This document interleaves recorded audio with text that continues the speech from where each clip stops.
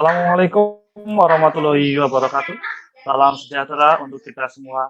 Jumpa lagi bersama kami, Salah Sarja PNS Kementerian Agraria dan Tata Ruang Badan Pertanahan Nasional. Perkenalkan, saya Nanan Jatmiko di sini sebagai moderator. Pada video ini kami akan membahas dan menganalisa and best practice dari sisi manajemen dan smart. Sebelum itu, perkenalkan teman-teman saya yang akan menemani saya pada video kali ini. Yang pertama ada Mbak Salis dari Kantor Pertanahan Kabupaten Pati. Mbak Salis. Halo. Kemudian ada Mbak Sherly dari Kantor Pertanahan Kabupaten Rembang. Ya. Mbak Sherly, halo. Halo.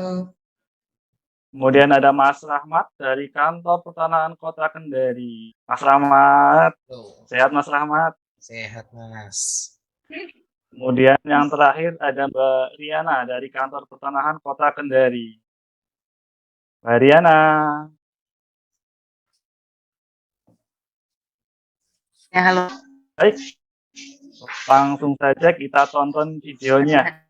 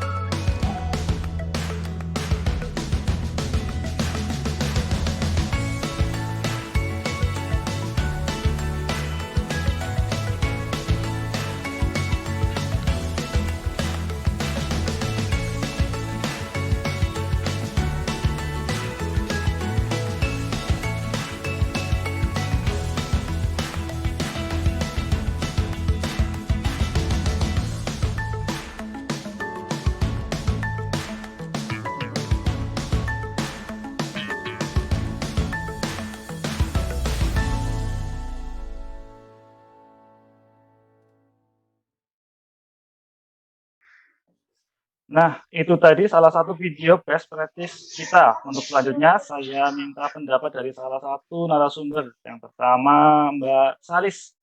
Waktu dan tempat dipersilakan. Baiklah, terima kasih Mas Nanang atas kesempatan yang sudah diberikan kepada saya. Nah, tadi kita telah bersama-sama melihat penayangan video mengenai Lantana, layanan tanpa lama di Kantor Pertanahan Kota Surakarta. Lantana merupakan kegiatan pendaftaran layanan pertanahan di Kantor Pertanahan Kota Surakarta dalam mengurus sertifikat tanah. Dari segi manajemen ASN, sumber daya manusia yang dimiliki oleh Kantor Pertanahan Kota Surakarta sudah menerapkan satu fungsi ASN, yaitu sebagai pelayan publik. ASN di Kantor Pertanahan Kota Surakarta telah memberikan pelayanan yang profesional dan berkualitas, sehingga masyarakat menjadi puas dengan layanan yang diberikan kepadanya. Dan secara keseluruhan, ASN di Kantor Pertanahan Kota Surakarta juga sudah melaksanakan kode etik dan kode perilaku ASN. Kemudian, pada video tadi juga dapat kita ketahui bahwa di Kantor Pertanahan Kota Surakarta nilai-nilai berakhlak seperti berorientasi pelayanan, akuntabel, harmonis, dan adaptif. Hal ini dibuktikan dengan terselenggaranya pelayanan kepada masyarakat, pelayanan yang transparan, dan pelayanan yang tidak membeda-bedakan latar belakang pemohon. Kemudian, adanya inovasi layanan yang dapat mempermudah masyarakat dalam mendapatkan layanan. Sedangkan dari sisi Smart ASN, para pegawai kantor pertanahan Kota Surakarta sudah beradaptasi dengan adanya transformasi digital yang diterapkan di kantor pertanahan tersebut. Hal ini dapat kita lihat dari adanya inovasi layanan digital, yaitu aplikasi Sentuh Tanahku. Dengan adanya aplikasi tersebut, masyarakat dapat melakukan pendaftaran dalam mengurus sertifikat tanah secara online. Demikian tanggapan dari saya, Mas Nanang. Selanjutnya saya kembalikan kepada moderator. Terima kasih. Terima kasih untuk pendapatnya Mbak Salis. Selanjutnya pendapat dari Mbak Selly. Silakan waktu dan tempat dipersilakan Mbak Selly. Terima kasih Mas Nanang sebagai moderator yang telah memberikan saya kesempatan untuk pendapat saya mengenai pelayanan Lantala ini atau layanan tanpa lama dari Kantor Surakarta adalah Kantor Surakarta telah memanfaatkan aplikasi Sentuh Tanahku ini sebagai bentuk transformasi digital guna menciptakan sistem yang lebih efektif dan efisien. Kemudian untuk sesuai dengan arahan Presiden juga, yaitu upaya percepatan transformasi digital, dan yang menjadi fokusnya itu adalah manusianya. Selain itu, dengan adanya Lantala ini, alur kerja BPN pun menjadi jelas dan transparan. Artinya, Kantor Surakarta ini juga telah menerapkan nilai-nilai ASN yang bisa disingkat berakhlak. Kemudian pendapat dari saya kembalikan kepada Mas Nanang sebagai moderator. Ya, terima kasih pendapatnya dari Mbak Selly. Dari Prestis dan dari pendapat Mbak Selly, dapat saya simpulkan bahwa Kantor Pertanahan Kota Surakarta dalam pelayanannya sudah profesional, berkualitas, cepat, efisien, yang sesuai dengan salah satu asas profesionalitas pada ASN. Nilai dasar ASN diatur dalam Undang-Undang ASN Nomor 5 Tahun 2012. Dan dari video tersebut juga berkaitan dengan Smart ASN, yaitu membangun digital skill masyarakat dari adanya Lantala tersebut, layanan tanpa lama dengan transformasi digital menggunakan aplikasi Loketku untuk Tanahku, dan hal ini mempermudah masyarakat dalam mencari layanan pertanahan. Seperti itu. Selanjutnya, mari kita tonton contoh video best practice. Puluhan penyidik tindak pidana korupsi Direktorat Reserse Kriminal Khusus Polda Sumatera Utara menggelar operasi tangkap tangan di kantor agraria dan tata ruang Badan Pertanahan Nasional Kabupaten Deli Serdang. Dalam operasi tangkap tangan ini, petugas berhasil mengamankan 6 pegawai agraria tata ruang Badan Pertanahan Nasional beserta barang bukti uang tunai ratusan juta rupiah, serta 1 unit mobil milik Badan Pertanahan Nasional. Dalam operasi tangkap tangan ini, petugas menyamar sebagai salah satu pemohon kepengurusan surat sertifikat tanah dan berhasil menyita barang bukti uang tunai sebesar 65 juta rupiah yang ditemukan dari mobil dinas Maltus Hutagalung, Kepala Seksi Bidang Pengukuran Tanah di Kantor Agraria Tata Ruang Badan Pertanahan Nasional Kabupaten Deli Serdang, Sumatera Utara. Selain itu, petugas juga menemukan uang tunai sebesar 40 juta rupiah lebih dari ruang Kepala Badan Pertanahan Nasional Kabupaten Deli Serdang, Kelvin Sembiring.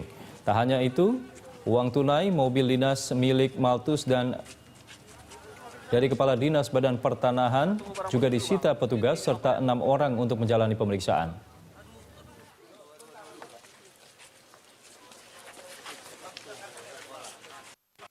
Uangnya totalnya berapa Pak? Kalau boleh tahu Pak?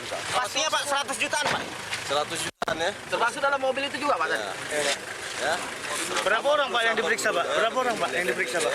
Yang dicurigai berapa orang Bang Togar? Untuk sementara kita amankan sekitar 6 orang dulu. 6 orang yang diamankan. Langsung dibawa nanti 6 orang ini Bang Togar? Nah, Itu tadi salah satu contoh video best practice kita. Untuk selanjutnya, saya minta pendapat dari salah satu narasumber, Mas Rahmat. Waktu dan tempat dipersilahkan. Terima kasih Mas Nanang atas kesempatan yang sudah diberikan kepada saya. Tadi kita telah bersama-sama melihat penayangan video mengenai 6 pegawai Badan Pertanahan Nasional Deli Serdang yang melakukan tindak pidana korupsi.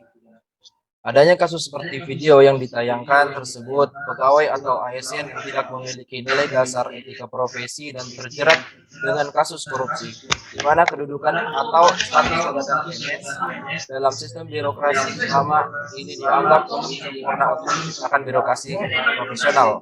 Pelaku pada kasus tersebut dilakukan oleh pejabat-pejabat tertinggi Kementerian ATR BPN. Dalam hal ini menunjukkan bahwa pengelolaan atau manajemen ASN dalam pengelolaan dan penilaian jabatan pimpinan tinggi masih minimal. Untuk mendapatkan ASN yang memiliki kinerja tinggi, diperlukan suatu regulasi yang mampu mendorong ASN bertanggung jawab terhadap tugasnya dan mau melakukannya dengan sepenuh hati.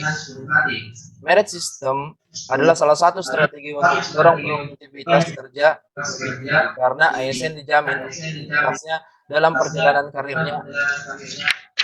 Adanya sistem ini lebih efisien, efektif, adil, terbuka, dan bebas dari kepentingan politik individu ataupun kelompok tertentu. Selain itu, peningkatan kualitas dan kompetensi para pegawai instansi bukan juga konsistensi penerapan core value ASN. Mungkin itu saja Mas dari saya kembalikan kepada moderator. Ya, terima kasih untuk pendapatnya Mas Rahmat. Selanjutnya pendapat dari Mbak Riana. Waktu dan tempat dipersilahkan. Oke, terima kasih Pak Nanang atas kesempatannya.